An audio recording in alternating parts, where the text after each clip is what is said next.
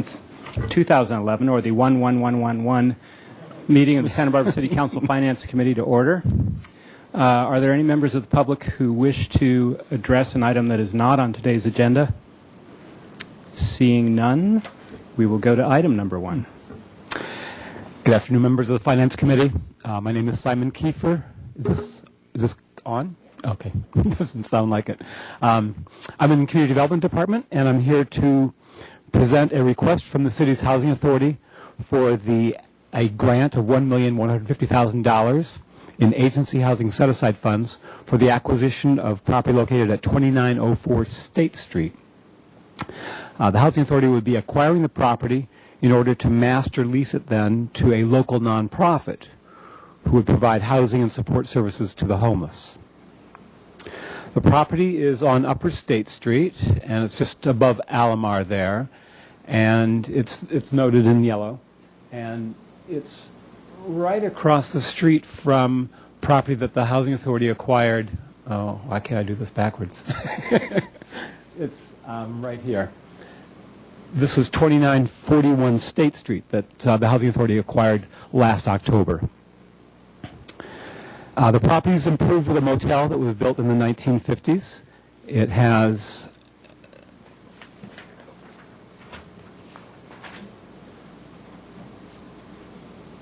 It has 7 motel rooms. This is the view from the parking lot. And then in front, there's a 2-bedroom manager's unit. The owner of the property is Stan Fard, and the property no longer operates as a motel. Rooms have been rented out to tenants under month-to-month leases. The property is fully occupied except for 1 vacant unit. It's in excellent physical condition and is not in need of any renovations. The Housing Authority is looking to relocate the existing tenants and then master lease the entire property to a nonprofit homeless housing organization such as Willbridge or Transition House. Both organizations then being on the front line in terms of providing homeless services to homeless people in Santa Barbara. The nonprofit would lease the property then from the Housing Authority at a below market rent and then make the units available to their homeless clients and then provide their social services. This would be done in coordination with the county 10-year plan to end chronic homelessness. And the Housing Authority would retain responsibility then for maintenance and repairs on the property over the long term. Agency staff would reserve the right to review and approve the selection process for the nonprofit and then review the terms of the master lease.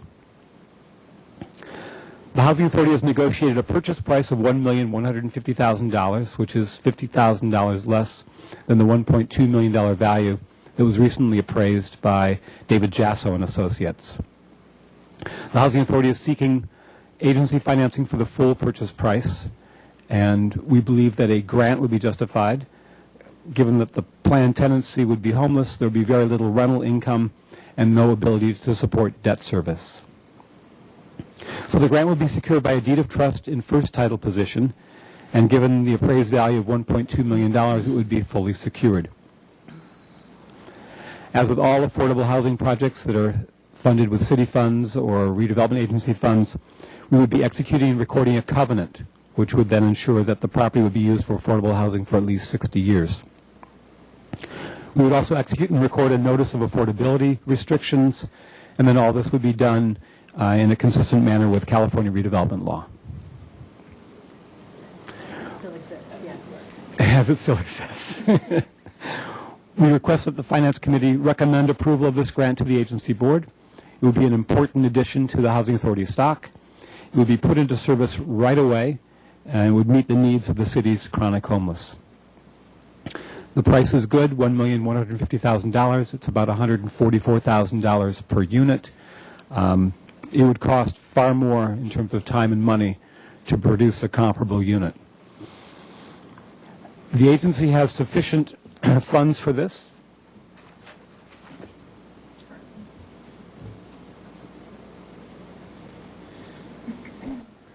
So right now we have $6.1 million. Before the end of the fiscal year, we expect to receive another $2.7 for a total of $8.8 million. We've done 3 projects to date for about $1.6 million, and then with this project and the second item on today's calendar being the $2 million project, that would come then a little over $3 million. That would leave a remaining balance of about a little over $4 million for other affordable housing projects. That concludes my presentation. Rob Pearson is here with the city's Housing Authority. Okay. Thank you. Questions from the committee members? Mrs. Self. Thank you for the presentation. Would this be handled like a transition house to have the services that hopefully get them on their feet and being part of society again? Or is it just a housing? It would be permanent housing, but the whole notion is that people... Thank you. It would be permanent housing, but the whole notion being that people would be moving on to other housing. That's the goal of Willbridge and Transition House and other nonprofits like that. Thank you. Mayor Schneider? Thanks. I think this is a question more for Rob Pearson, and it's just about your relocation plan with the current tenants in terms of how long or finding another place. If you could just go into a little more detail about what your process is, that would be great. We've already given notice to all the tenants not to move because we're in negotiations with the owner per the law so that they don't lose their relocation benefits. But 3 of them have already chosen to move, so we actually have only 6 households remaining. They went ahead and moved on their own. So in a quick survey of those tenants, we think that 4 of the 6 will qualify for Section 8 rental assistance, so it should be a fairly limited cost. And the rental market is rather soft with respect to small one-bedroom units right now, so we don't see any real problem in getting these folks relocated and probably to better accommodations. These motel rooms are rather small, so I think the tenants will be quite happy, those remaining tenants, about the relocation prospects. You would work with them until they actually found a place? Yeah, we're required under the Uniform Relocation Act to work with them and make sure they're made whole and are not paying any more rent than they're currently paying in their new location. We'll pay their moving expenses. And then in terms of either Willbridge or Transition House and how they choose who gets to move in, or is that through your waiting list? No, or that would be under the master lease concept. Either Willbridge or Transition House would have full control over who they're moving into the property and their program of services to hopefully move them out after a probably 6 month to 1 year stay. That's usually how they operate. And Willbridge is desperate for new space, and they could definitely use this property, are excited about it, even have a HUD grant to help operate it that they need to find a place for. So it's kind of a convergence of some great situation. okay, thank you. Mr. Pearson? Yes. So I was there when when you had the dedication of the property across the street there on State Street. How many people are living there currently? The one across the street? That was 6 units, and there was one vacancy. I think you may be thinking of the dedication of CHC, because I know we just acquired the other one just 2 months ago. And there was a Perhaps I'm property, thinking of something the Community a little Housing further Corporation just almost 2 properties down purchased something and had a dedication Okay. this past year. That's the right. one we bought just closed about 60 days ago, see. and we're in the process of renovating. We're keeping all of those existing tenants in place. There was one vacancy that we're renovating, and then we'll be moving the tenants around as we renovate one unit and move them to the renovated unit and kind of play hopscotch. Okay. And when would you expect to bring this before City Council? The schedule is... Yeah, we're scheduled to take this on January 25th. Okay. Very good. And we have a expected closing date with the seller. He's had it on the market for about 60 days, and he would like to close no later than the middle of February. And that's our current contract with him. Okay. Thank you. Any further questions or comments from committee members? I'll be happy to make a motion to move this to council. Okay. Very good. I I'm still thinking about this one, and I know there are some questions in the community at large about how much housing we want to provide for the homeless. What are the county's responsibilities in this regard? And personally, I do still have some questions, and Mr. Pearson, maybe I could talk with you about this offline, about the ratio of housing that is being provided to low-income workers versus the homeless. Okay. So I'm going to abstain from this. I'm Sure. not objecting to it, but I am abstaining. Sure. So given there's no further discussion, we have a motion and a second. All those in favor? Aye. Abstain? That's me. Okay. Okay. Item 2.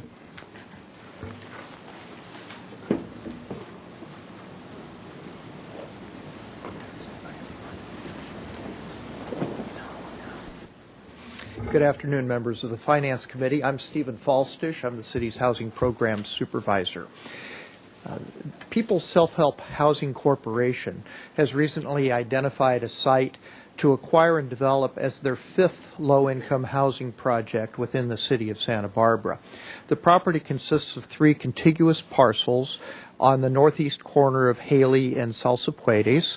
The combined area of the lots is about 41,000 square feet, which is over 9/10 of an acre. The seller is the Bertha Claviera Family Trust. The purchase is subject to the agency's approval of this loan and the completion of a Phase 2 environmental study, which would involve drilling down looking for any contaminants. The escrow is set to close February 14th, assuming those 2 contingencies are met. The sale price for the property is $2 million, and this is about $49 per square foot, so it compares very favorably with other property purchases that the agency has been involved with for affordable housing purposes. The property has been appraised recently for $2.2 million, which is $200,000 higher than the purchase price that People's Self-Help has been able to negotiate with the sellers. People's Self-Help is requesting agency financing for the full $2 million purchase price. People's will cover the closing costs and the costs of the Phase 2 environmental study. The agency loan would be secured by a first deed of trust, and the purchase is considered to be a land banking acquisition because there's no project approvals at this point. We're looking at this at this point as just the purchase of the land. But the agency's loan agreement will set a deadline for People's Self-Help to get an approved project and start construction. And that would include the approval of additional financing, probably in the form of additional city financing and the low-income housing tax credits, which become a very important part of a project of this size. So if Peoples does not begin construction of an approved low-income housing project within 5 years, then the loan will be due and payable, and basically Peoples would sell the property at that time and repay the city's loan, the agency loan in its entirety, together with 4.5% interest. So Peoples intends to diligently pursue development of the property with a rental project for very low and low-income families. We haven't seen new family development for a while, but that's a target that we all know is very important. And they plan to propose a mix of about 45 units with a mix of 1, 2, and 3 bedroom units.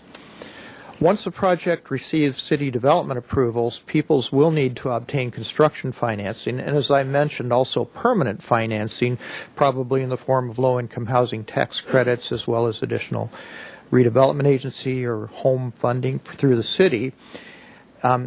The amount of this financing, for example, if they get approval for a 45-unit project, the additional city financing they might request is estimated at this time to be about $3.6 million, and that would bring the total to $5.6 million, and that would be about $125,000 per unit in subsidy, which is also consistent with other projects that we've funded.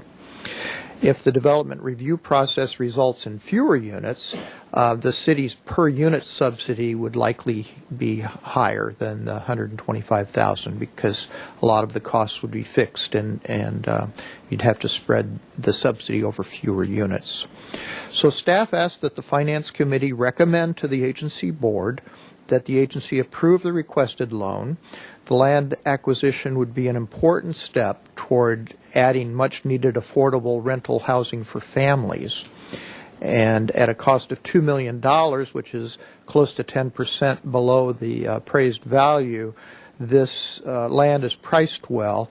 And of course, any future project would be carefully reviewed by the agency staff and the agency board to make certain it makes sound financial sense and fits in with the city's priorities. And of course, if the project doesn't go through, we're really land banking this on behalf of the city because the land could be sold later and we would recoup the investment. Jeanette Duncan and Rochelle Rose are here from People's Self-Help Housing. Jeanette Duncan is the executive director, and I'm sure that she would be happy to answer any questions, and as would I, and that concludes my presentation. Very good. Thank you, Mr. Falsich. Questions from committee members? Sure, yeah, for Ms. Duncan. I know next door, I believe that's where Catholic Charities is, and just in terms of envisioning this program, because a lot of your other housing projects have services on site, are you working with Catholic Charities or other groups, and as opposed to just the housing piece, is there a social service piece to it as well? Well, we always have social service. I mean, we have our social workers on staff, and of course our after-school program for the children we'd want to have there too. But we would like very much to talk to Catholic Charities about their property in that they have brought in over time some pretty old barracks. I think they came from Vandenberg, and they're operating out of them. And then they have some food bank services. Right. It's pretty... And it's right adjacent to this property, right, is that correct? and getting in and out of that is difficult for them. And it would be wonderful if we could combine parcels and do something together, because they need an improved facility. They have a lot of traffic. They were telling me that I went in their food bank, Rochelle and I went in, that they have more people coming now for food service than in the past. And parking is a mess there. It's hard to get in and out, and they've got their thrift store in the back. I think St. Vincent de Paul runs Right. that. So we hope to talk to them about that. And it would really improve the area because this property has a lot of really some old junk cars. I don't know if you've been down there. Yeah. It's got a plethora of stuff on it that if we could, redevelop that whole area, it'd make me much better for the city and the traffic flow and everything. Great. No, I appreciate that. I was curious to know if there's been conversations, and good to know that there's a plan to Yes. try to work together where possible. so. We're going to meet with their board. They had just spent some money on solar panels, so I think their big concern is, well, what do we do about those solar panels? But I'm sure we can The least of figure their it out. problems, I think, right? And of course, I think the Archdiocese of Los Angeles calls the shots on actually the property. So, we have to go through the Catholic bureaucracy here a little bit, but Okay. we're working on that. Great. Thank you. Mrs. Self? So this is less than an acre, right? Yes, it's 41,000 square feet, and that's about 0.94 acres. And so this is proposed as a high-density project. Yes, it would be fairly high density. And I guess, I would just want to point out what she was saying, that, it's already underparked, and the way you get the density is with even less parking. And because we've already seen several low-cost projects go into that area, I kind of share Mr. Francisco's concern about what is the balance here. Thank you, Mrs. Self. Mr. Falsich, question for you concerning the contingencies. Yes. The one about the soil testing, does the contingency say that it needs to be absolutely clean before the purchase happens? The contingency, and I'll defer also to Jeanette Duncan, but the contingency says that it's subject to the approval of the buyer, and so it depends. if on the mitigation that would be necessary and that sort of thing. And I do believe that they've done some borings already and generally looks good, but there's some issues that still remain to be resolved. So would you like to add? Right. Well, we wouldn't buy it unless everything's cleared. I mean, Okay. no lender, let alone the Sure. city or anyone else, is going to loan us money, and we wouldn't move that way. I mean, they completed some testing. We've ordered more just to be safe, but, to be prudent, we have to have that cleared. Okay, thank you. Very well. Okay, so if there's no more discussion, no more comments, may I have a motion? Sure, and before I make a motion, just to acknowledge Ms. Self's comments that this is just about land banking for now. It's going to go through the whole process of design review and all of that, and we're not saying yes or no to anything regarding the size of the building. So that will certainly come, but I think it's opportune time. It's below market rate. It's worth the investment on the City Redevelopment Agency fund. So I'll move this to the full council for approval. Is there a second? I'll second it. Any further discussion? All those in favor? Aye. Opposed? And one abstention. Very good. Mr. Chair, before we adjourn, I have a question for Sure. staff. These are two, thank you, Ms. Duncan. These are two redevelopment agency funded projects. And given this week with the governor's budget proposals that looks to abolish redevelopment agencies throughout the state, it'd be good for us to know if these funds are, I'm assuming, especially in the Housing Authority project, since that escrow is going to close prior to March, that should be secured. But it'd be good to know what exactly is or is not in play for redevelopment agency monies, especially with affordable housing projects. For land banking here, is land banking count is secured? What other things are in the middle of the pipeline? We have the another project, the Bradley property, for example, that we put in some money, but I know will be coming back. They'll be coming back to us perhaps for some other funding, those kind of things. And be good for us to know what the risk factor is, especially on affordable housing projects that are currently in the process and maybe not completed. You don't have to do that right now, but I think we all have a lot of questions about that. That would be good to answer. I understand. We're, just as kind of confused about the ultimate shakeout of what's going to happen as anybody at this point. And I think when we come in 2 weeks with the on the 25th with the request for the funds from the agency board, that we'll have had a chance to have more than just a first glance at the proposals and maybe have an idea of how it fits in. But the only thing that I've heard is that perhaps uncommitted funds would be at risk, or funds that from the new fiscal year on would be at risk. So these funds would be considered committed. We'll have signed loan agreements very soon on them, and so I don't think these particular funds will be. And of course, if this is land banking, if the project can't go forward because there's no financing, it would be sold. And what happens with that money, I'm sure is yet to be determined. I think the big question is how broad does uncommitted mean? Right. So if we've had ideas to secure funds to a certain project, although things haven't been signed on the dotted line yet for other reasons, does that still mean it's secured or unsecured or committed or not committed? That's right. An example would be the Bath Street Bradley properties where the agency funds were approved, but no agreement will be signed until the approval of the tax credit application. Correct. And so that's another one that is subject to those questions. Yeah, I think it's something we have to pay a lot of attention to. So Yes. thank you for that. Thank you. Okay. Thank you, Mr. And Chair. thank you, Mayor Schneider, for that excellent question. Any other comments or questions? Seeing none, meeting adjourned. Thank you all.